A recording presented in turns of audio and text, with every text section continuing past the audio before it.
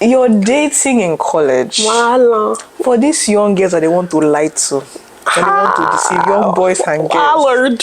What would you say? Because you know, at college, you don't used to have sense plenty like that. Yeah. Like, your brain is still developing, and you make such.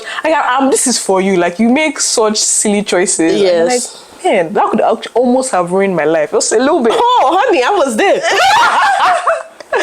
So looking back now, maybe there's 2 tips that you say. Okay. You should keep in mind when you're dating in college. That was another shock I got when I came. The idea of, if you enter class, you know in Nigeria, when teacher is teaching, if you want to ask question, sometimes they might even see you and ignore you. And I came here and we're in class and teacher will be talking, student is talking.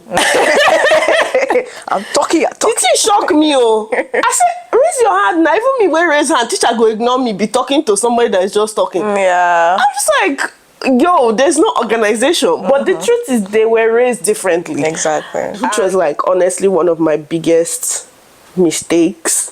I would say I didn't do an internship throughout my undergrad. And that was really, like, honestly, if you can, once you get to your sophomore year, you should start thinking of internship.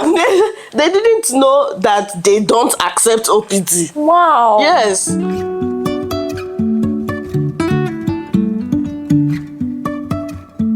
Life is a winding road. Okay, you ready? Go. Yeah. Hi guys, welcome back to Chika's Diaspora Diaries. Chika, per. Today we are going to be continuing on the F1 journey segment. That's where we meet with fellow or previous F1 students, international students in the US, and we get to hear about their journeys. We get to learn all their tips and tricks. Things they learned, things they wish they knew before they came. So we have a pretty girl swinging. It was planned. This is Ifeoma. This is my sister-in-law, and she has graciously accepted to be on the show with us today. So I'll let you introduce yourself. You guys want to know about me? What's there to say? You say your name and what you are doing now. Okay. I'm her wonderful sister-in-law. That's right. My name is Ifeoma. I am currently doing my MBA with a specialization in sustainability. Come on. Period. Come on. We gotta make money. But I did my undergrad and I already did grad school before in accounting. We'll get into that later. Oh yeah. Number one question would be, did you always want to come to the States to study? Was that always your dream? That's a good question. I think I didn't. I kind of had it in my mind mostly because we used to come here for holidays. Okay.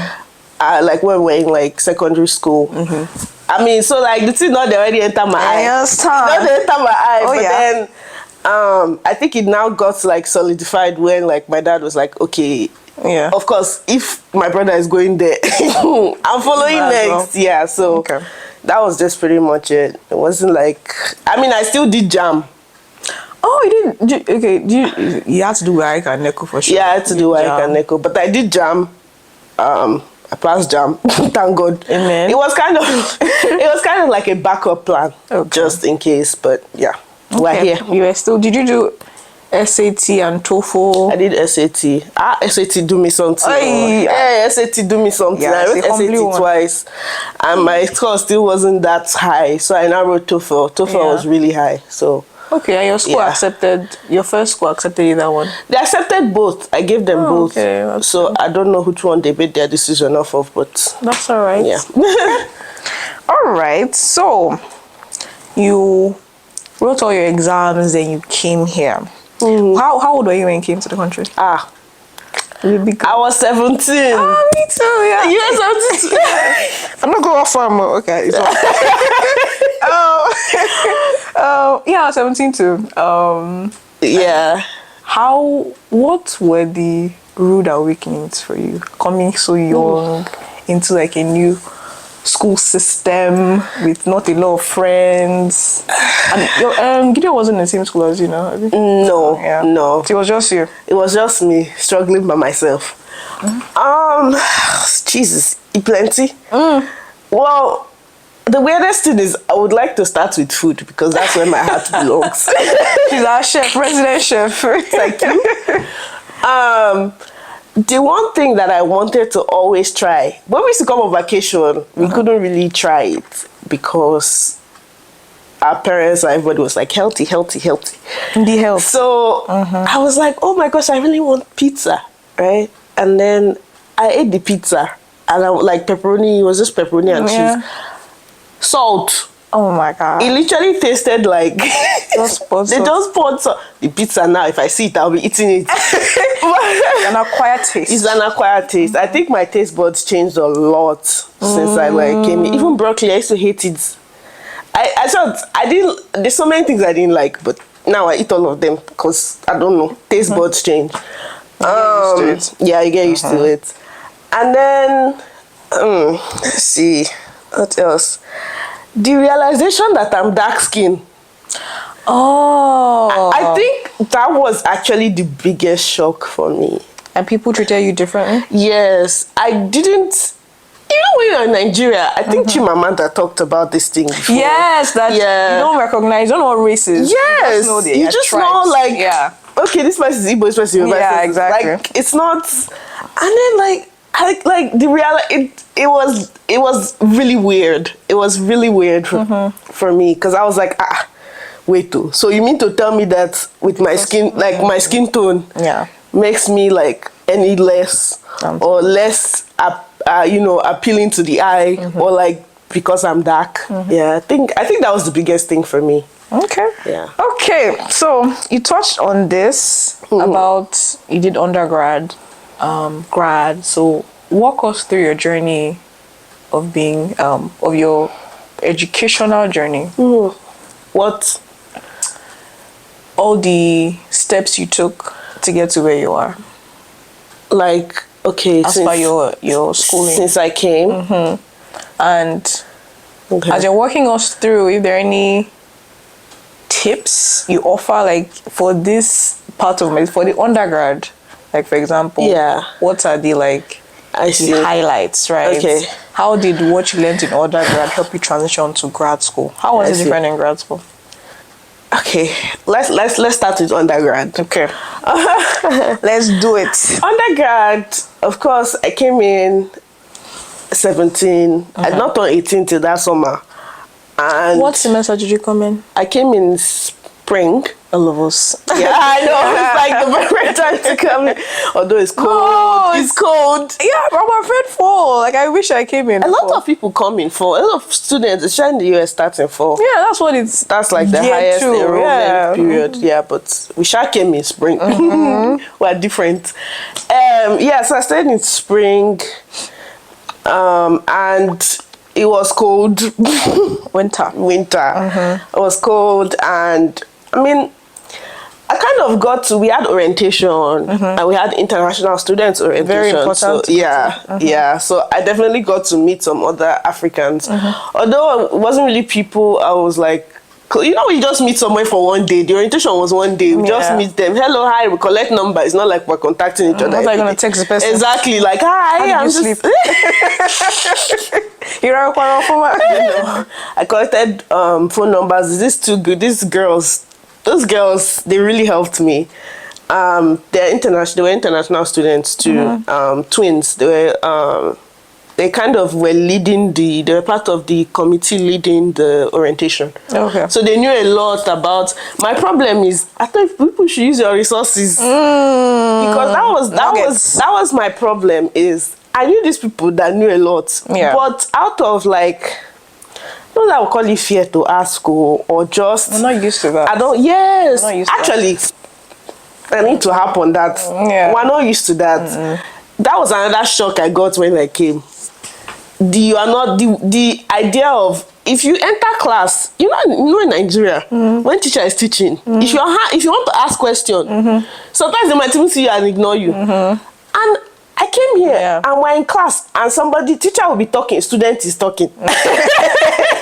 I'm talking. The thing shocked me. I said, raise your hand. Now even me when raise hand, teacher go ignore me, be talking to somebody that is just talking. Yeah. I'm just like, yo, there's no organization. But the truth is they were raised differently. Exactly. And for us in Nigeria, it's like, if teacher is talking, you're talking is disrespect. Yeah. But here it's like, if you have something meaningful to contribute, like contribute to the class.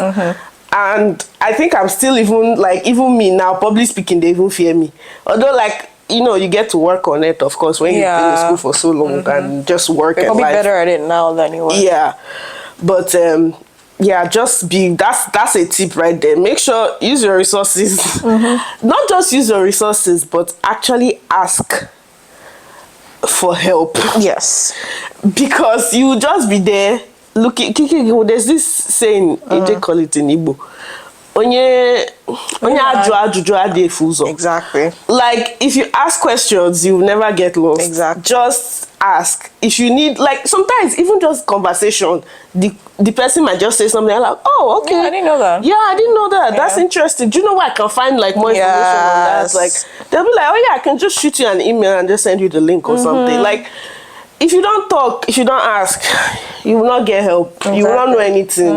Even till today, I still find myself struggling with some things. And I'm like, why am I even here just knocking my head on the wall when I can just ask? Ask. Open your mouth. I think sometimes in Nigeria, it's also maybe a sign of weakness for you to ask for help. Yes. And you just want to do it yourself. And not. But here it's like, you wouldn't know if you don't ask. Yes, you don't know if you don't ask. So ask questions. And the information is out there. It's out there. You just don't know how to get to it. That's right. And you know how they're like, oh, you want to find something? Hey, look online. It might be online, but it might be hard to find. In the online. Yes. But there's somebody that already has that thing open for years. Yes. And they're like, oh, I can just send you the link. Okay. Anyway, back to my undergrad journey. I think my freshman year and my sophomore year, I think I met most of my friends in my sophomore year, towards the end of my sophomore year, and that was my Nigerian crew. Oh, not just Nigerian crew, but my African crew. I met a lot of Africans. Even the people that I knew, I met at orientation that we hadn't spoken for years. I met them. Yeah, I met them. I was like, oh my God, you're still here. Oh my God. I came as a child. I was very naive as far as I'm concerned. We all were. Yeah. I was very naive. And then my eye never shined and I wasn't communicating with people that could have been helpful to me. I didn't even know anything. Honestly, this F1 thing, I didn't even know a lot of things that ISS does not tell you. International office. Yes, there are a lot of things they don't tell you.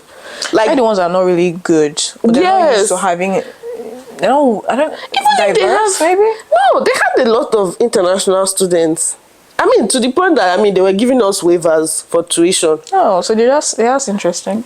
I guess it's just they wanted you to come into the office and ask. Oh, they wouldn't give you. They wouldn't. They just give us general information, right? But even the general information was very broad. Oh, you need stamp on your this thing before you travel. Or, just this yeah. I mean, to me, it felt very vague and and in my head, I was like, oh, if they're giving me this information, then this is probably the only information that I need. I see. So I didn't I didn't think too far. So throughout my undergrad, which was honestly one of my biggest mistakes, I would say I didn't do an internship throughout my undergrad. And that was really honestly, if you can, once you get to your sophomore year, you should start thinking of internships. Even if you haven't, even say you use your freshman year to just get yourself together and but your sophomore year, start thinking about no matter how little the experience you have is, even if you don't even have experience, you can do an internship. That's what the internship is there for. It's for experience. Yeah, exactly. And all through undergrad, I didn't do any internships, and that, I feel like that, of course, when you graduate, that kind of affects your ability to get a job. Because the truth is, a lot of people that do internships, the internships led to full-time. But if you don't do an internship and you're coming out with barely any experience, because of course, as international students, we can only work on campus. That's right. So you're coming out of school with this degree. Like, I came out of school with accounting and I had no accounting experience. I worked for housing, I worked for like bookstore, I worked for like a lot of places. Yes, there are transferable skills that you can put into the job, but at the same time, it's like, well, you've never even seen how we do work papers. You've never even seen how we do this, which, anyway, bottom line, get an internship if you can. Like, find one, look into the CPT process. That's right. Just get one. Make sure, and always, let me just add that CPT is work authorization while you're in school. Yeah. OPT is work authorization while you're graduating from school. So for internships, you would do a CPT. Yeah, but definitely look into the CPT and get to know the timeline for it. So you don't start applying for jobs, and I mean, of course you start applying for jobs, but like, so you don't get a job offer and your CPT has not come out. Yeah. Because na there wahala go dey. Yes, sir.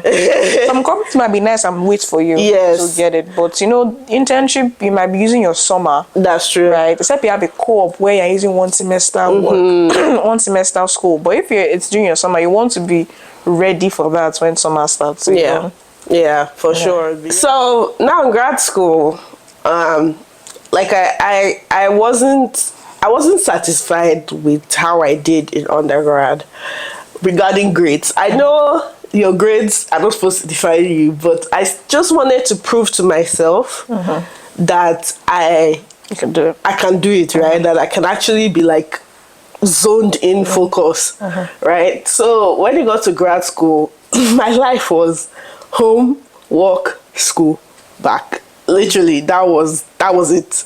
I was a graduate assistant while I was working, so tuition was covered. Get graduate assistant. It's one of the most coveted things to get. So anyway, bottom line is, I didn't really have a social life. I did all the social things that I needed to do. I had that in undergrad. Now I wanted to prove to myself that I can actually survive, one, without the social, and two, to prove to myself that I'm actually smart.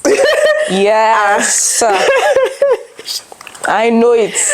That I'm actually smart and I can actually like focus in and like do what I like put my mind to. Yeah. So all through grad school, I was like very ultra focused. Just get good grades, communicate with teachers. I had a very good relationship with my office, with my assistantship. I worked at the library, and it was a very like, my supervisor, like the best thing you can have at any workplace is just having a good boss.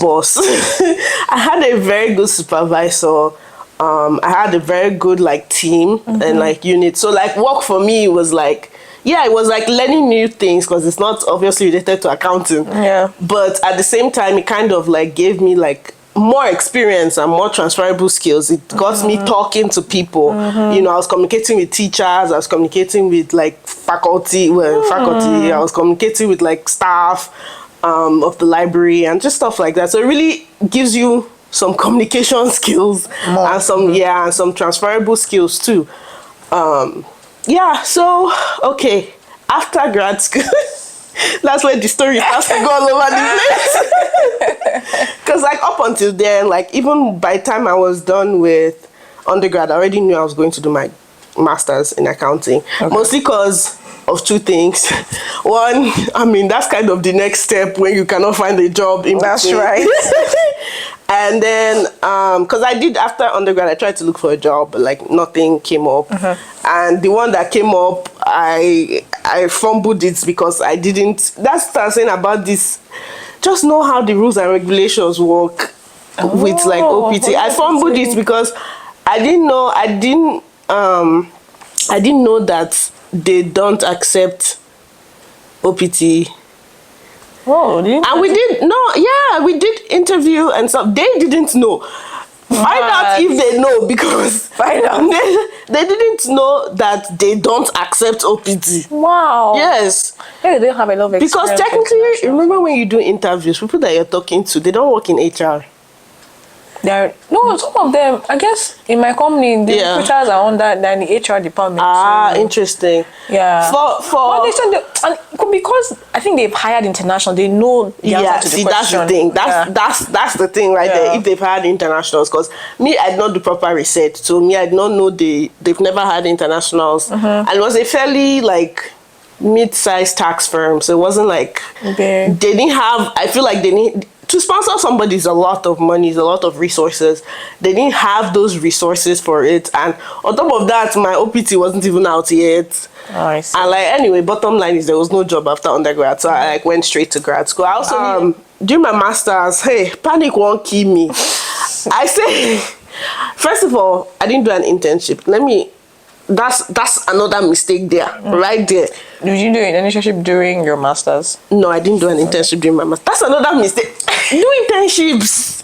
I'm saying it now. Do internships. It sounds like joke. Yeah, it helps a lot. Do internships, because a lot of people get hired from it, and I'll tell you, there are a lot of barriers to even getting the internship in the I was first gonna place. say, yeah. Like, For some companies, even if it's just an internship, Yeah. and you are authorized to do internships, but they are looking at the future, Yes. and they know that they cannot employ you full time That's right. without eventually sponsoring you as an international student. So they will Yeah. just say, don't do internship. What they want to have people that they can transition to full time, right? So you have to find that one company that maybe they just want to train people and they could or could not hire you. So it's a lot of applying. yeah, it's a lot of applying, honestly, Yeah. especially as international. You go apply tire. You go apply tire because some places, once you put in the system that you are international, it automatically kicks you out of the system. And this is something that I did not know. So I was applying like in undergrad, I was applying like a mad person, not knowing that, of course, there's AI behind it that is like kicking you out of the system. Yeah. Now, that's where I come to the human side. Let me not give people bad advice, but Okay, advice on like how you got your Yes. job. Yeah, I think that was helpful. So after I didn't do any internships now, right? For a 2-year program, my Master of Accounting program. You can shorten it if you want, but I did the full 2 years. And the purpose of doing the full 2 years was so I can try to get my CPA and also try to get an internship, none of which was accomplished. Neil. Knockout, nothing. But I still came out with really good grades, and towards the end, like literally my last term, I was in panic mode because I was like, I'll graduate again, no job. What am I going to do? Go and do PhD? Like, point. I was like, come on now, like no internship all through. Like the highest level of like job that I would say I even got was like graduate assistantship. So it was like looking like there was no hope. Have good friends. Have good friends, because and have friends that are willing to help you, right? I was mostly by myself like throughout like grad school. But then I met this friend, she's Nigerian. She came like a semester after me or something. So, but we're trying to see if we can take similar classes. You know, she's Nigerian. Yeah, she was really helpful. And so she communicates a lot with she actually knew a lot of Nigerians that were there. So even when you meet one of them, you just meet one. You just meet everybody. And then you meet everybody. So she actually introduced me to a bunch of other Nigerians and stuff, and she through the other Nigerians that she met, she got the email address of this recruiter at one of the big four. I'm not going to call their name. Top 4 recruiting, accounting. Accounting firms. Look it up. Look it up. But yeah, she got one of their recruiters' number, like a senior recruiter, which was like nationwide recruiter. I don't know how, but She gave me the email address and she was like, yeah, you send your resume in, I'll send mine in. We even reached out to like 2 of them. I think there were 2 recruiters. Nice. One was for a different, like they were both for different, Regions? 2 of the 4 big 4. Oh, there are 2 different. Yeah, but one of them didn't respond to me. So one of them now the one that didn't respond to me responded to her. Oh, thank God. And the one that didn't respond to her responded to me. So we're like, maybe that's just how it's supposed to be. She got back to me, like, okay, is there any country? Country? International. Whoa, wow. No, she said, is there any state that I prefer? And at that point, I know Atlanta was not it. Because I was living in Atlanta. I did my grad and undergrad in Atlanta. So I was like, I need to come out. So we got... she was like, she'd sent me a list of like places that had open opportunities. Mind you, I had been applying to every single big 4. And all I got was like literally sometimes immediately I submit, 5 minutes later to tell me, sorry, yes, no, sorry, we are moving on to other candidates. That's telling me the AI is kicking me out. But she just looking at my resume, that's just get your resume in front of a human being. That's good. Honestly, get in front of a human being, because this submitting applications online thing, it's good, it's fast, sometimes it works. I think that's why people harp on career fairs. Because a human being will get it in front of a human being. First. In front, like that's it. Get in front of a human being. Anyway. Okay. Fast forward to eventually they forwarded me to. She was like, I gave her the states that I wanted to go work, and then she reached out to. She sent my resume to those states. And I literally like the next day, I heard back from like Oregon, and they were like, yeah, we're looking for somebody. Sharp. They set up interview. These are people that I've been applying to. I know. For like years and nothing. Sharp interview. The next day, like in the afternoon after the interview, I did 2 interviews back to back. Oh wow! Same day. And of course, I was in Eastern time and they were in PST, so it was like in between work. Wow. Yeah, so I did an interview with the manager, and then I did another interview with the senior manager. And then after I did those 2 like back to back, and then literally the next day in the afternoon, they just called me and offered me the job. Wow. And let me tell you, I was in the middle of a conversation with my co-workers, and I remember like complaining to them. I remember going to my supervisor's office and crying. Like we were really close in my graduate assistantship. The next question. Yeah. Which is in this phase that you're in now, right? Which you touched on. So you don't have to go in deep, because I know it was a very different phase for everyone, right? Yeah. But in your own opinion, what is something that you think helped you deal with corporate America, or would have helped you if you did it while you're in college? Corporate America.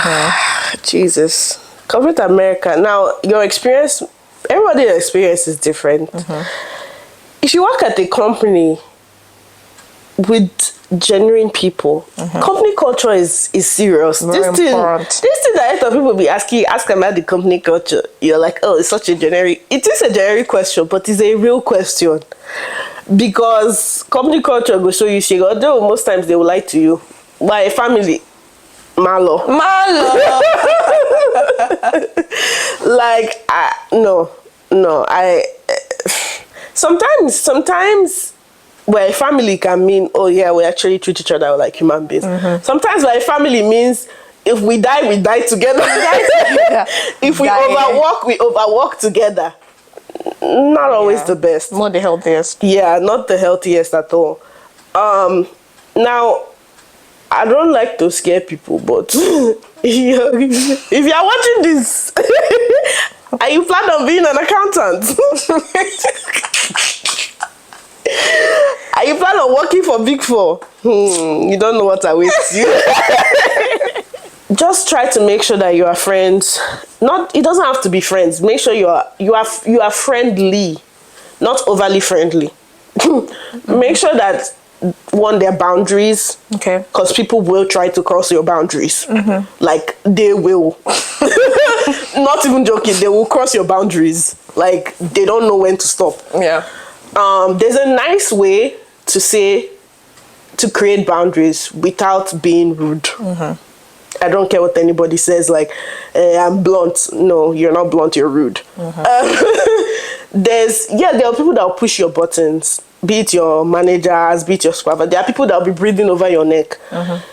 Just find something. Me, I used to get up and walk out for some time. Not like when they're talking to you, walk out too. That's not professional. Yeah. So just creating boundaries. And I think once you've created those boundaries, people will have to respect them. That's right. Even if they try to cross it, you bring it up. Like somebody's like, oh, we're going to walk on Sunday morning. No, I have church on Sunday morning. I can't do that. Can we do? Can I do the work later in the day? Then you can do it later in the day. They can't force you. It's your religion, right? And they know they can't because it's against the law. Yes, it's against the law. But just honestly, just create boundaries. Corporate life is for some people it goes really well, but in my experience, You have the right environment. Yeah, just have the right environment. So in corporate America, and this question, I feel like I would have loved to have heard multiple people's opinions, because I struggle with this. Bringing up the sponsorship question with your boss, it's like, and by sponsorship, I mean, how do you ask your company to sponsor an H1B visa? Because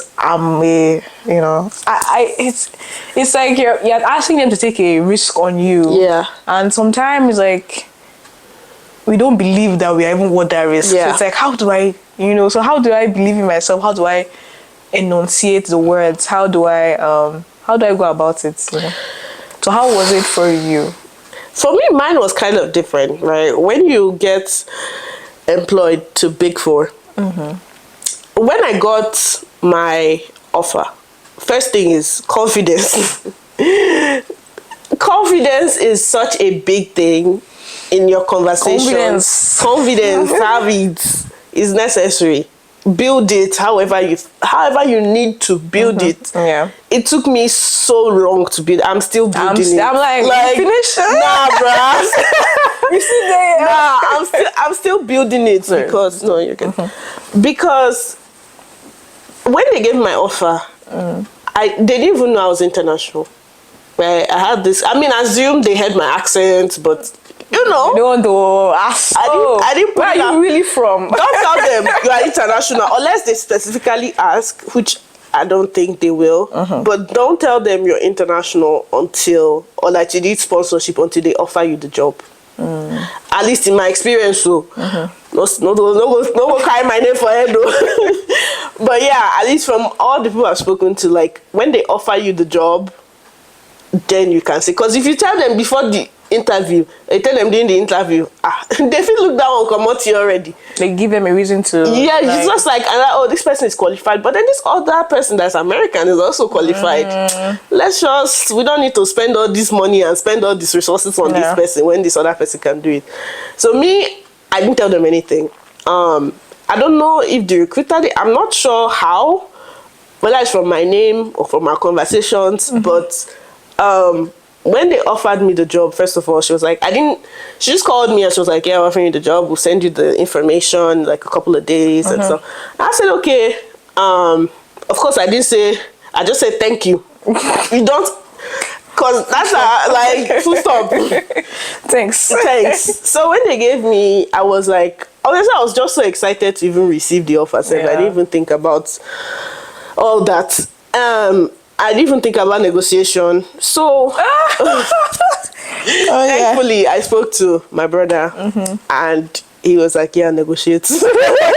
Ask for more money. Yeah, ask for one more. And that's a good thing, because me too, like when I got my offer, My brother-in-law, myself, was like, ask them for more money. What do you ask them for more money? Never accept the first offer because they are lowballing you. Yeah, they won't give you their highest. No, they Probably will have, not. like a range. to For give you. sure. For sure. I mean, I would have come here and realized that my friends were getting paid higher than me for the same job. But yeah, so it was after the negotiation process. We had settled on an amount, and I said, okay, I would also like you to know, I'm not sure if you're aware, but I am international. I would need sponsorship. And she just said, oh yeah, I know. I was like, how? I was like, what? I was like, okay. She was like, yeah, that's not an issue. We'll just, when we start, we'll just send your information over to, that's another thing. I was offered a job at Big Four. Big Four, they have a whole legal department. Yeah. Like, they have their own law firm. So they are used to like handling all those things and like hiring internationals. They're used to putting in the H1B process. So I think for them it was just like, yeah. Like, okay. Additional step. Yeah, it was just like additional steps because I wasn't the only person that they were going to do it for.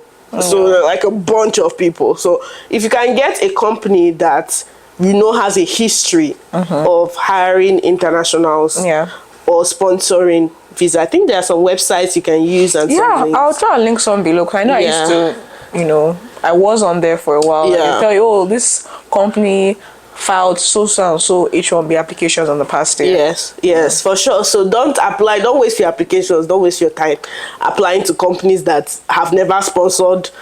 You can some will really make an like exception. I figure out how to make it work. Yes, but in my experience it was hard. So I just focused all my everything into like just companies that would like accept. For sure. Yeah. All right. So now we have gone through her journey, and we want to look back on the whole retrospectively. The first question retrospectively is Why are you laughing? You're dating in college. Voila. For these young girls that they want to lie to, and they want to deceive young boys and girls. What would you say? Because when you are in college, you don't used to have sense plenty like that. Yeah. Like, your brain is still developing, and you make such. This is for you. Like, you make such silly choices. Yes. Like, man, that could almost have ruined my life. Just a little bit. Oh, honey, I was there. So looking back now, maybe there's 2 tips that you say. Okay. You should keep in mind when you're dating in college. Dun, dun, dun. Breaking news. Number 1, like I said in the beginning, when I first came here, I was very naive. They will try to take advantage of that. And this is not even like, I'm not doing Mrs. Victim. But like, they will take advantage of the fact that you don't know a lot, especially non-Africans. Even the Africans these days, all of them, they craze. They're all mad together. Like, they're all mad together. Especially the ones that were born here or the ones that live here, and they just accept this culture. Which me, I don't even know when I first in Nigeria. I want to meet someone want to before you know boyfriend and girlfriend. Here, talking stage. Talking. Like, it's a mess. Yeah. But yeah, for sure they will take advantage of your naivety and try to like get you to like even cross boundaries, maybe. Yes, they'll try to cross your boundaries. So if I could tell myself one thing when I first started dating, which I literally just landed. I just arrived. And I think when I even turned like 18, I was already like talking to somebody. See now, see fine girl. You know the expect. What was all this? I was wrong. No, seriously. I'm warning you. Don't come here. Don't come. No, look me in the eye. Don't come here and think that your first love is your only love. Oh God. It wasn't wasn't even love. I think I was just very naive. It was a cute boy. I was like, oh, you like me? I could see I see our kids in your eyes. Oh God. Honestly, I would tell myself, calm down. Calm down, number one. Calm down. It's just like when you enter school, right? You're like fresh meat. And them seniors and them juniors, which is like, I don't know if you're like freshman, sophomore, junior, senior. Exactly. Them seniors 4 and years them of college, undergrad. them seniors and them juniors, they are looking at you like fresh meat. Like you just calm down, honestly. Take your time. Just So you have to.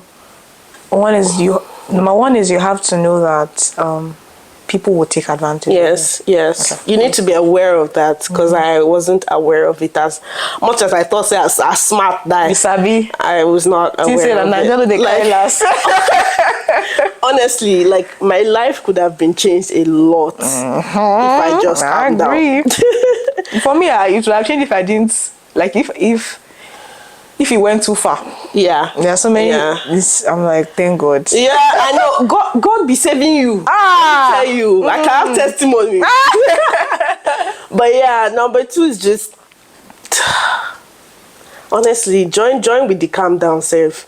Like, don't be in a rush. Take your time. When you get here, you meet people that have been in relationships since high school, so you will just be feeling lonely. And that's still a My thing. boyfriend. Yeah. Everywhere. Every conversation. Everywhere you look, yes, Like- like holding hands. You see back rub. Yeah.